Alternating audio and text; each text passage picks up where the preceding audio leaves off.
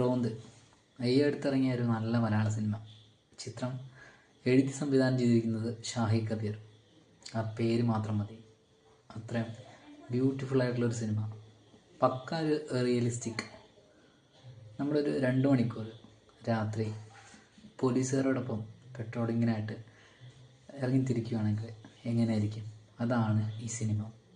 പിന്നെ ഏറ്റവും വലിയ കാര്യം എന്ന് വെച്ച് കഴിഞ്ഞാൽ, ഒരു പോലീസ് ജീപ്പും കുറേ റോഡും കുറച്ച് കാടും ഉണ്ടെങ്കിൽ നമുക്കൊരു സൂപ്പർ സിനിമ ഉണ്ടാക്കുക എന്നുള്ളതിൻ്റെ ഏറ്റവും വലിയൊരു ഉദാഹരണമാണ് റോന്ത്.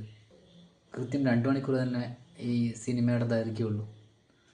പക്ഷേ അവർ കാണുന്ന കാഴ്ചകൾ, അവരനുഭവിക്കുന്ന സാഹചര്യങ്ങൾ എല്ലാം വളരെ വ്യത്യസ്തമാണ്.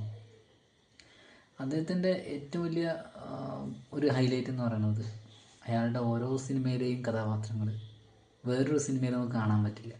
അത്രയും യുണീക്കായിട്ടുള്ള പല ലേയേഴ്സോടു കൂടിയായിട്ടുള്ള ഒരു ഫിലിം മേക്കറാണ് അദ്ദേഹം.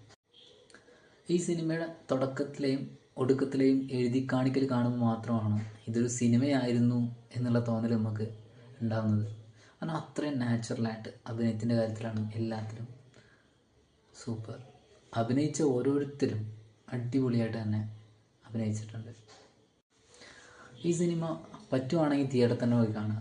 കാരണം അത്രയും മൊബൈൽ കണ്ടു കഴിഞ്ഞാൽ ഫീൽ കറക്റ്റായിട്ട് കിട്ടത്തില്ല. മ്യൂസിക് ആണെങ്കിലും നമ്മൾ ഓരോ സാഹചര്യത്തിലൂടെ അങ്ങനെ കടന്നു പോകുമ്പോഴും നമ്മളെ വിടാതെ പിന്തുടർന്നുകൊണ്ടിരിക്കും.